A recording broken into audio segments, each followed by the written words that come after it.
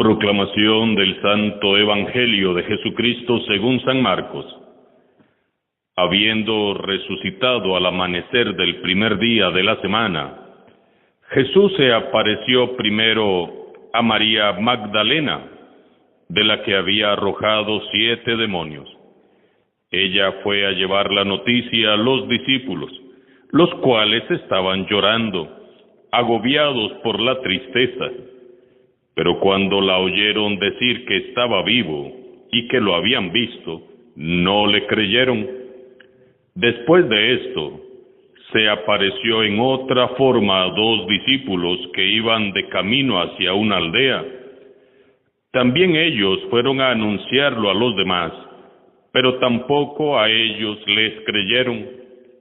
Por último, se apareció Jesús a los 11, cuando estaban a la mesa, y les echó en cara su incredulidad y dureza de corazón, porque no les habían creído a los que lo habían visto resucitado. Jesús les dijo entonces: vayan por todo el mundo y prediquen el Evangelio a toda criatura. Palabra del Señor.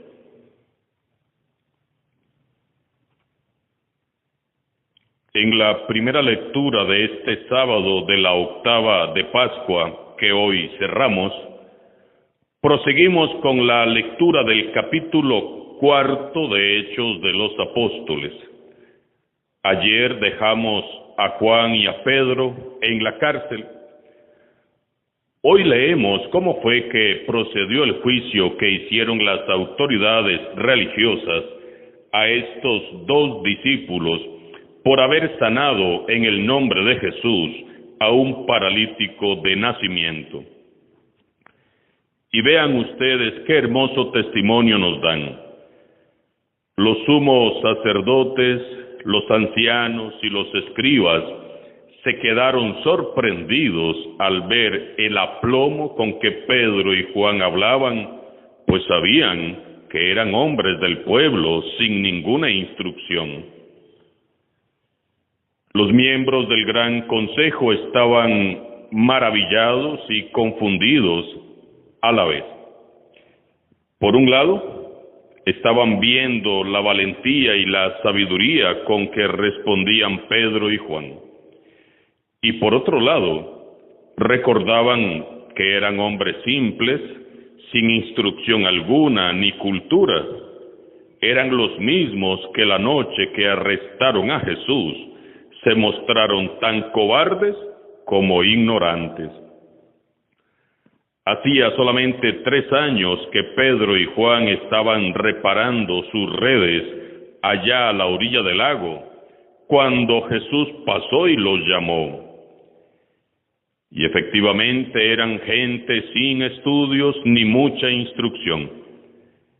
Pero los últimos 3 años los habían vivido en amistad con Jesús. Y ahora ellos 2 son, por la fuerza de su espíritu, testigos de su resurrección. Pedro y Juan han recibido el Espíritu Santo. Pentecostés ha intervenido aquí. Es la fuerza de Dios actuando en el débil. Es la inteligencia de Dios manifestándose en la escasa instrucción de Pedro y Juan. ¡Qué poder el del Espíritu Santo, que con su sabiduría logra confundir y asombrar a los que se tienen a sí mismos como sabios y entendidos! ¿Qué haría en nosotros el Espíritu Santo si lo dejáramos actuar como lo hicieron Pedro y Juan?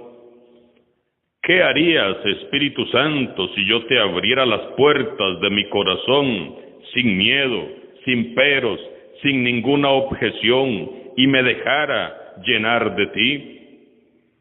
¿Qué harías, Espíritu Santo, si como iglesia nos abriéramos a tu luz y a tu presencia?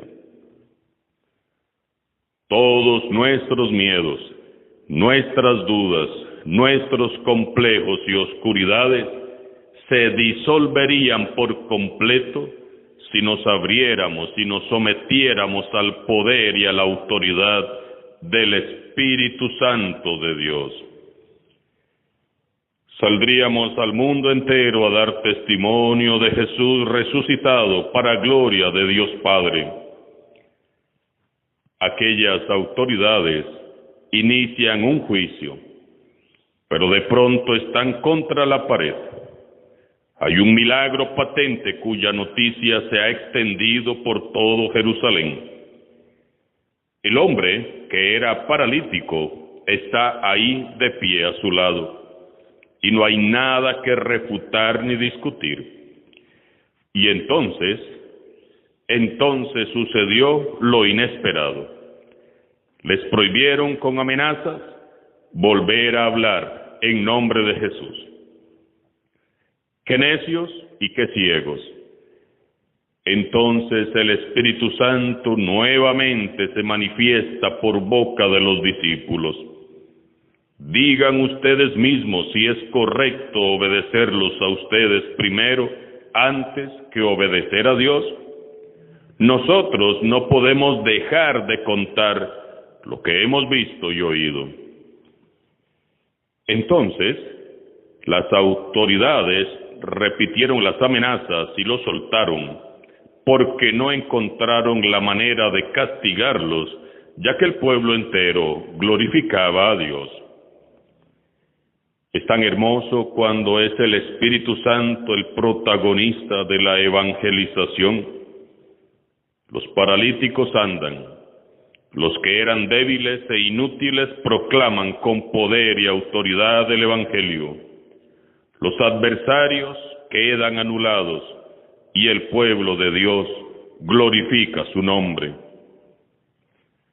Definitivamente, así como vivimos la Cuaresma y estamos viviendo esta hermosa Pascua, así de igual modo debemos de vivir un nuevo Pentecostés en nuestras vidas personales, en nuestras familias y comunidades. El mundo entero, la Iglesia toda necesita un nuevo Pentecostés. Necesitamos volver a la esencia del Evangelio para refrescar nuestra fe. Dejarnos convencer y convertir por Dios, tener la experiencia del encuentro con el resucitado y ser llenos del Espíritu Santo. El Santo Papa Juan XXIII solía decir: si estuviéramos convencidos de que la buena noticia de Jesús nos produce alegría y mucha paz, nosotros mismos, sin decir mucho, convenceríamos a los demás. Cuanto más amamos a Dios y permitimos que el Espíritu Santo actúe en nosotros y por nosotros, más semejantes seremos a Jesús, que es manso y humilde de corazón, y más entusiasmados y apasionados nos sentiremos por su proyecto de instaurar el reino de Dios. Nosotros no podemos dejar de contar lo que hemos visto y oído. No se puede ser cristiano sin ser misionero. La Iglesia es por esencia misionera. Y no lo digo yo, lo dice Jesús en su Evangelio de hoy. En este sábado Jesús nos regala un mensaje que se refiere claramente a nuestro compromiso misionero. Primer mensaje: vayan por todo el mundo y prediquen el Evangelio a toda criatura. ¿Qué es todo el mundo? Todo el mundo, hasta donde podamos llegar. Usted nada más dispóngase y déjese llevar. El Espíritu Santo se va a encargar de llevarlo y ponerlo en donde Dios espera que usted hable y actúe en su nombre. Dice hermosamente el Papa Francisco: vayan en nombre de Cristo a todo el mundo a llevar su Evangelio. Que Cristo los preceda, Cristo los acompañe, Cristo haga cumplir aquella salvación de la cual somos portadores. Comencemos, como decimos los cursillistas, por nuestro metro cuadrado. Empecemos por nuestro hogar, por nuestra familia, por el grupo de amigos, el novio, la novia, los compañeros de estudio o de trabajo, los vecinos. Todos ellos son parte de ese mundo al que hemos sido enviados a ser testigos del resucitado. No puede avanzar jamás la iglesia que se cierra o se encierra e impide que la novedad de Dios se manifieste por medio de su Espíritu. Necesitamos abrir puertas y ventanas para abarcar así al mundo entero. Solo abiertos al Espíritu de Jesús podemos llevar a cabo la misión que Él nos encomendó a todos. Es importante recalcar y recordar que toda la iglesia es misionera. Este no es un asunto que solo compete a los obispos y sacerdotes religiosos y religiosas que por nuestra vocación nos hemos comprometido a dedicarnos exclusivamente al anuncio misionero del Evangelio. No solo nos compete a nosotros, este es un asunto de todos. Hoy el mundo más que nunca necesita conocer más a Jesucristo y por eso es necesario que hayan muchos más cristianos comprometidos con el anuncio del Evangelio y con el Evangelio. Hay mucha miel y escasean los obreros. Urgen personas que prediquen la buena nueva. Urge una iglesia de puertas abiertas y en salida, como repetidamente nos lo ha pedido el Papa Francisco. Jesús debe tener un lugar en el corazón de cada persona. Y nosotros como iglesia hemos sido enviados por el mismo Jesús a hacer realidad el ideal del Señor. Que el Señor resucitado envíe sobre todos nosotros su Espíritu y seamos discípulos misioneros valientes y decididos, de esos que no se pueden callar, porque han visto y han oído. Alabado sea Jesucristo vivo y resucitado, sea por siempre, bendito y alabado.